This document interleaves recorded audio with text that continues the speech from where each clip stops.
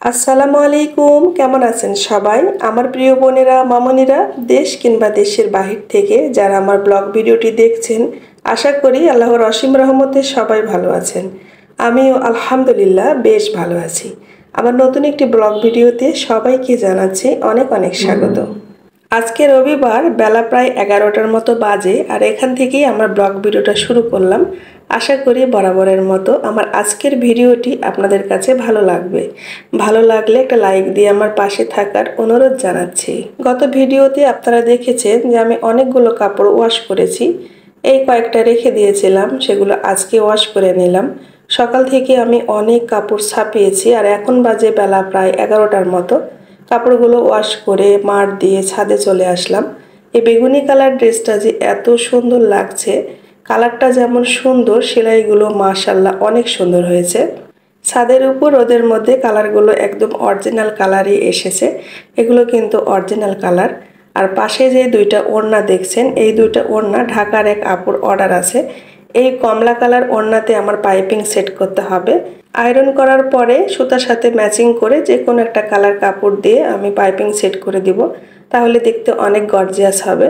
আর এই যে মোন্তা বুড়ি ঘাগরা খুলে মাথায় দিয়ে চুল বানিয়ে ঘুরছে। সকালে নাস্তার পর্ব শেষ করে তখন থেকে আমি কাপড় ছাপাচ্ছিলাম। এই 11টা পর্যন্ত আমি কাপড় ছাপালাম। আর এখন এই কয়টা কাপড় আমি ছাদে দিয়ে গেলাম। এখন যেগুলো ছাপিয়েছি সেগুলো নিয়ে বসবো সুতা ম্যাচিং করার জন্য।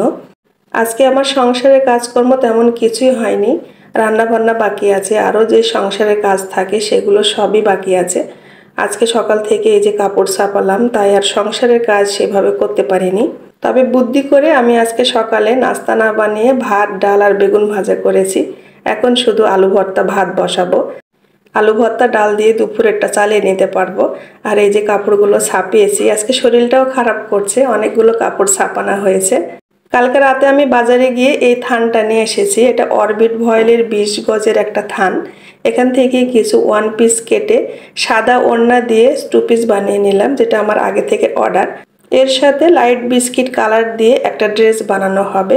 লাইট বিস্কিট কালারটা আমার ভালো লাগেনি, আমি দুইটা দোকান ঘুরেছি, সেজন্য আর ওই কাপড়টা নিইনি। 2 দিন পরে আবার দেখব।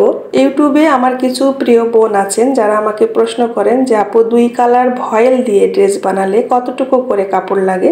এটা অনেক বোনদের আমার প্রশ্ন। আপনার ডিজাইনের উপর নির্ভর করে কাপড়ের পরিমাণ আপু, আপনি কি ডিজাইন বানাবেন সেটা। আর আমি যেগুলো বানাই সেগুলোতে 2 কালার কাপড় আমি 6 গজ করে 12 গজ নিই। সেখান থেকে জামা এবং ওড়না কেটে বের করি।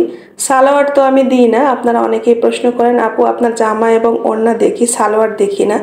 আমি সালোয়ার দিই না আপু, আমি শুধু জামা এবং ওড়না 2 পিস বিক্রি করি, আর এক্সট্রাভাবে 1 পিস বিক্রি করি। আবার এক্সট্রাভাবে আমি ওড়নাও বিক্রি করি। তো 3 পিস যদি আপনি নিতে চান, সেক্ষেত্রে আপনি স্পেশালভাবে অর্ডার দিবেন। সালোয়ারের জন্য আমি 2.5 গজ ভয়েল কাপড় দিব। আর যদি কাজ করে চান তাহলে হালকা করে পায়ের কাছে কাজ হবে মোহরিতে। আর অনেকেই আবার সালোয়ারে কাজ পছন্দ করেন না, শুধু কাপড়টা কিনে চান ম্যাচিং করে, তখন আমি 2.5 গজ ভয়েল কাপড় দিয়ে থাকি। আশা করি বুঝতে পেরেছেন আপুরা। জামা এবং ওড়নার জন্য যদি 2 কালার দিয়ে বানান তাহলে আপনারা 6 গজ করে কাপড় নেবেন, আর 6 গজ করে 12 গজ।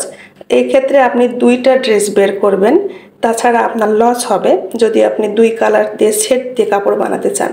আপনি যদি ব্যবসা করেন সেটাতে আপনি বিক্রি করতে পারলেন, আর যদি আপনি শখের বশে বানান তাহলে আপনি পার্টনার খুঁজে নেবেন।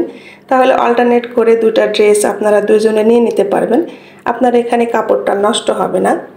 আর ব্যবসার জন্য হলে তো কোনো কথাই নেই, একটা আপনার অর্ডার আসলো, আরেকটা আপনি আপনার জন্য বানিয়ে রেখে দিলেন স্যাম্পল হিসাবে। আবার দেখা যায় ওই একটা বিক্রি হওয়ার সাথে সাথে কিন্তু আরেকটাও বিক্রি হয়ে যায়। বক বক করতে করতে লাল আর সাদা কালার কাপড়গুলো আমি ভাঁজ করে রেখে দিয়েছি। এরপরে আমি সংসারে যে কাজকর্ম সেগুলো করেছি, সারাদিন নিজের অনেক কাজ করেছি। তারপরে মেসেঞ্জারে, ইউটিউব, ফেসবুকে যেই কাজগুলো আমার থাকে সেগুলো করেছি। আর এখন চলে এসেছি মাগরিবের নামাজের অনেকটা পরে। এখন সবগুলো কাপড় একসাথে নিয়ে বসেছি যে সুতা ম্যাচিং করব, আর কোনটা কতটুকু সুতা লাগবে সেটা লিখে নিব। আর বাচ্চারা আমার এই সময় প্রাইভেটে আছে, ওরা প্রাইভেট থেকে আসলে মিনাজুলকে নিয়ে আমি বাজারে যাব। আজকে সারাদিন প্রচুর গরম ছিল আমাদের এখানে, কয়েকদিন পরে আজকে আবার গরম বেশি। তাই মেয়েটাকে নিয়ে বিকালে বের হওয়ার সাহস পাইনি। তো ভাবছি যে রাতের বেলাতে যাব। তো আমার ছেলেদের আসতে আসতে দেখা যায় 9টা সাড়ে 9টা বেজে যাবে। তো এর মধ্যে আমি সুতা ম্যাচিংগুলো করে নিই, যেগুলো কালার আমার কাছে আছে সেগুলো সুতা ম্যাচিং করছি। ম্যাচিং করাটা আমি খুবই ঠান্ডা মাথায় করি। সুতা ম্যাচিং করাটা আমি তাড়াহুড়া করি না কখনো। আমি একই রকম ড্রেস বারবার বানাই, তারপরও আমার এটা আস্তে ধীরে করতে হয়, কারণ আমি ম্যাচিংটা আমার কাছে খুবই গুরুত্বপূর্ণ বিষয়। তো এখানে আমি একটা জলপাই কালার নিয়েছি আর সবুজ কালার নিয়েছি। সেই দুটার মধ্যে কনফিউজড আমি কোনটা দিয়ে করব। তো বারবার এই দুটাতে উল্টে পাল্টে দেখছিলাম যে কোনটা দিলে বেশি ভালো হয়। তো আমি ভাবছি যে এই যে ডিপ জলপাইটাই দিব, সবুজটা দিব না। তারপর দেখলাম আরেকটা জলপাই সুতা বের হয়েছে, যেটা দিলে কেমন লাগে সেটাও বারবার দেখছিলাম। এখানে আমি আরেকটা লাইট জলপাই সুতাও নিয়েছি। তো সব কিছু মিলিয়ে দেখছি, তারপর সাহেব বাসায় ফিরলে তাকে আবার দেখাবো, ছেলেদেরকে দেখাবো, এরপরে কর্মী বোন যে বোনটা আমার কাজ করে দিবে তাকে আবার দেখাবো। এইভাবে আমি সুতা ম্যাচিংটা করি। তবে কি জানেন, আমি সবার পরামর্শ নেব, তারপর শেষে যে আমার যেটা ভালো লাগবে আমি সেটাই করি। তাছাড়া আমি শান্তি পাই না। আর মনের শান্তি তো বড় শান্তি, সেটা তো সবাই জানেন।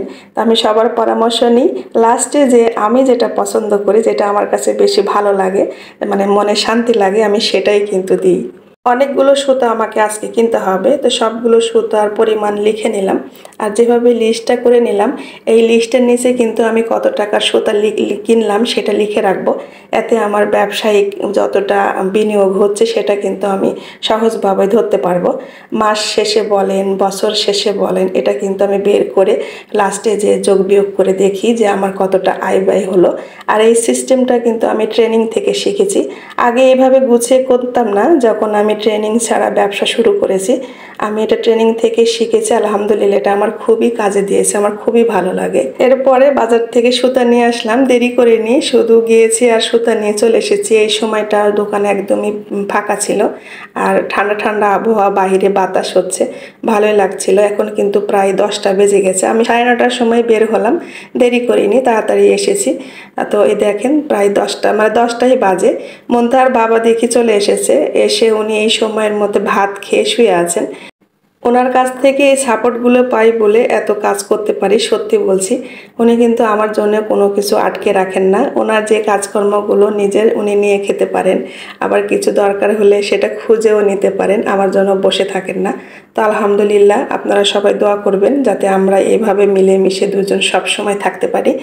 আর আমার ছেলে কিন্তু লন্ড্রি থেকে কাপড় নিয়ে এসে রেখেছে, সেগুলো আজকে আর ভিডিওতে দেখাবো না, কালকে এগুলো কুরিয়ার হবে, পরের ভিডিওতে আপনাদেরকে দেখাবো।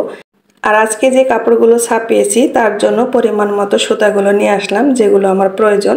আর আজকে মনে হলো সুতার দামটা একটু বেশি ধরলো, মনে হয় সুতার দাম বেড়েছে। আমি সব হিসাব করিনি যে কত করে ধরলো, কারণ সময় নেই, ওরা বন্ধ করে দিচ্ছিল দোকান।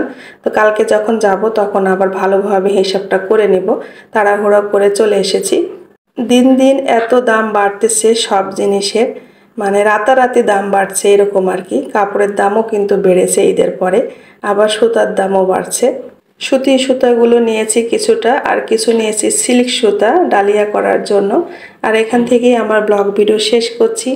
যে যেখানে আছেন ভালো থাকেন, সুস্থ থাকেন। আমার ভিডিওটা কেমন লাগলো কমেন্ট করে জানাবেন। দেখা হবে নতুন একটা কন্টেন্ট নিয়ে। আল্লাহ হাফেজ, আসসালামু আলাইকুম।